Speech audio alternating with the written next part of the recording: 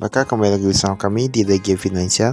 Kali ini kita akan membahas tentang saham BRAM atau Indokosa Tbk. Nah, ini dia perusahaannya itu dia bergerak di bidang serat ya, serat, nilon dan lain gitu. Ini ada presiden direkturnya, ada Salib Karaman, kemudian ada direkturnya yaitu Umi Choskun. Nah, ini Umi Choskun, ini cukup unik namanya. Untuk alamat kantor mereka ada di Jalan Pahlawan, Desa Karang, Asam Timur, Citerup di Bogor. Nah, itu alamat kantor mereka. Ini ada disebutkan juga untuk alamat domisili, ada di The Ritz-Carlton. Nah, ini sebenarnya kawasan ya. Namanya kalau top management ya aturannya sudah apa ya? Nah, tempat tinggalnya terkadang sudah agak mewah. Ini kita lihat laporan keuangan kali ini nilainya itu dia 1 tahun penuh. Nilai 1 tahun penuh tapi bentuknya itu dia US dollar. Jadi nanti dikait saja dengan kurs yang berlaku saat ini. Ini ada kas dan serta kasnya. Dari 32 jutaan dolar sekarang menjadi 25 jutaan dolar. Dia berkurang. Hutang usaha pihak ketiga meningkat, pihak Brazil pun meningkat.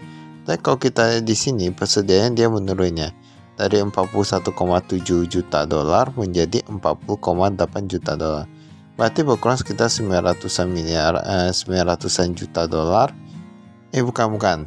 Ini 900-an ribu dolar ya. Dan lagi untuk total asetnya dari 298 juta dolar sekarang menjadi 301 juta dolar.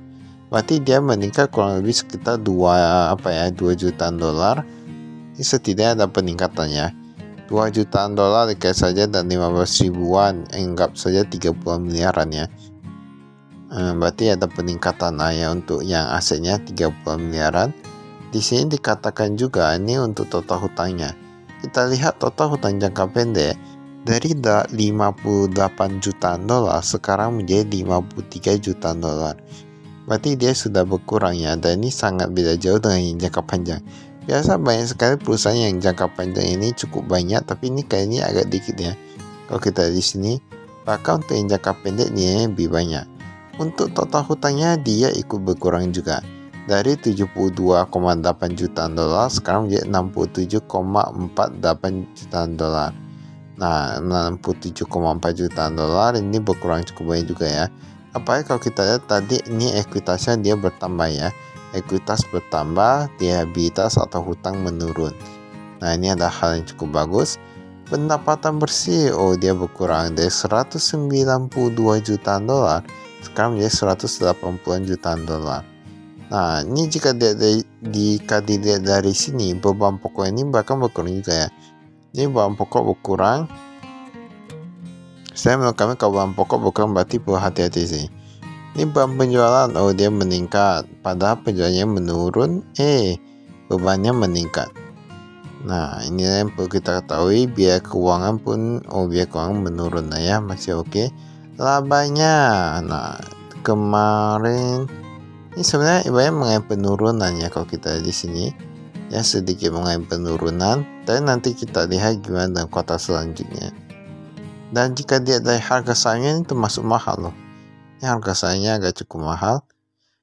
Ini pembayaran kas kepada pemasok dari 126 jutaan dolar menjadi 147 jutaan dolar. Nah, dia mengalami peningkatan jika dibandingkan dengan tahun lalu. Tapi yang kita lihat ini lebih ke tahun ini ya.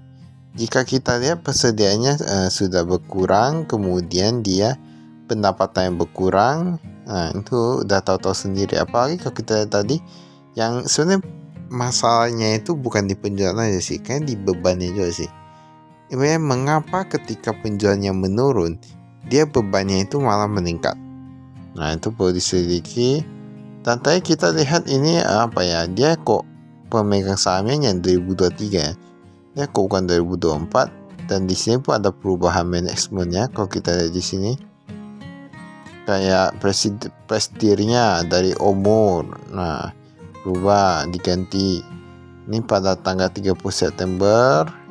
Ini dikatakan bahwa perusahaan ini karyawannya ada sekitar 1503. Nah, dia berarti meningkat ya, meningkat daripada tahun lalu. Tahun lalu 1400-an aja sih. Kas dan setara kas kita dari sini. Ini ada US dollar dan kasnya rupiah. Jadi jauhnya dikit aja ya, ini kasnya ya, kas di tangan jauhnya dikit aja. Memang nggak pernah banyak sih kalau kami lihat di masing-masing perusahaan.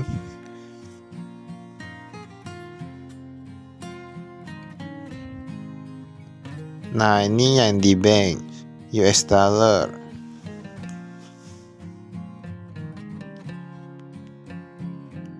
Paling banyak mereka taruh di bank CMB Niaga ya.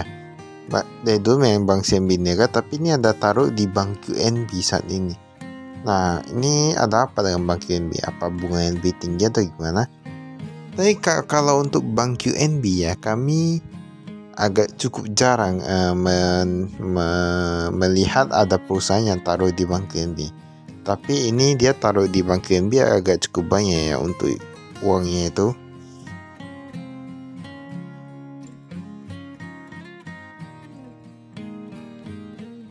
Ini petanya kita lihat ada pihak ketiga, pihak berasi, semua rata-rata meningkat. Yang jatuh tempo yang 31 sampai 90 hari meningkat dari 200-an juta, dari 200-an ribu dolar menjadi 3 jutaan dolar. Nah, sekitar 40-an miliaran ya. Kalau 3 jutaan dolar itu ya. Dia meningkat cukup banyak loh. Ini piutangnya berarti sudah mau tergolong agak macet nih dia. Persediaan kita lihat, persediaan dia berkurang. Barang jadi yang meningkat. Nah, ini barang jadi yang meningkat kalau kita di sini.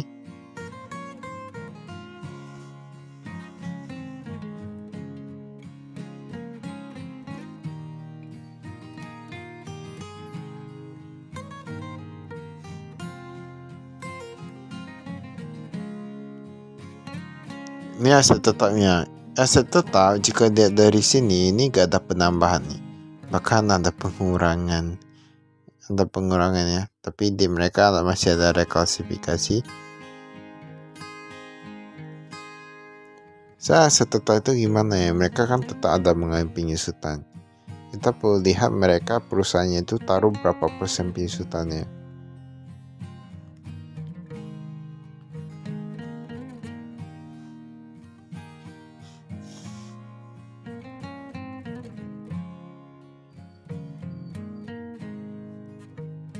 Ini untuk utang usahanya. Utang usaha mereka paling banyak kepada pihak ketiga. Ya, paling banyak kepada pihak ketiga. Rata-rata kayak gitu sih menurut kami. Perusahaan itu rata-rata tetap utang usaha dia lebih banyak ke pihak ketiga. Kecuali ke piutang ya. Piutang banyak juga yang lebih banyak pihak berasi. Ini bentuk jatuh tempo. Ini kita lihat di sini. Masih oke lah ya.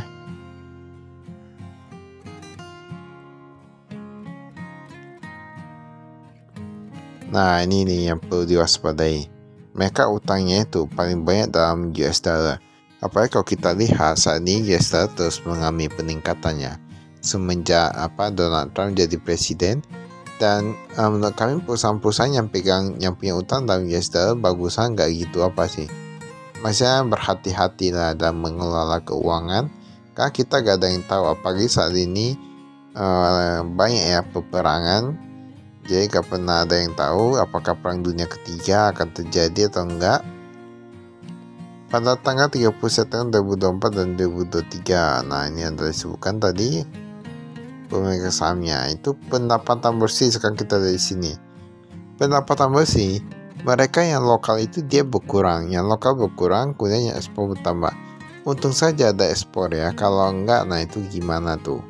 Kalau nggak ada ekspor berarti penjualnya jadi berkurang ya. Jadi berkurang.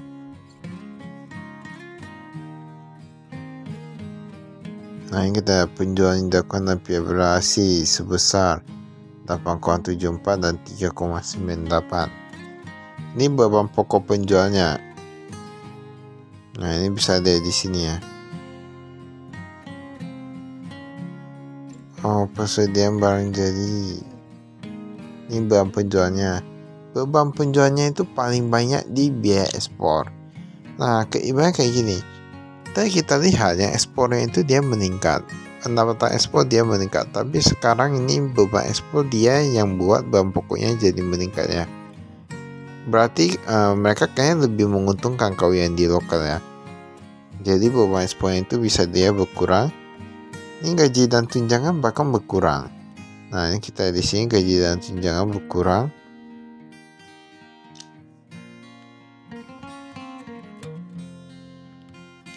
Keuntungan atas pelepasan tetap dulu ada, sekarang nggak ada.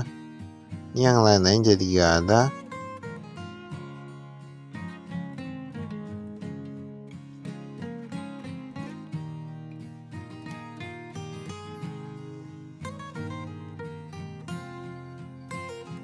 Nah ini kita bisa lihat ya, ini segmennya di sini. Nah, mereka jual apa nih yang paling menguntungkan? Nah, jual bahan benang ban. Nah, ini bahan benang ban nih yang paling menguntungkan. Yang kedua itu ada benang nilon, kemudian beban polyester.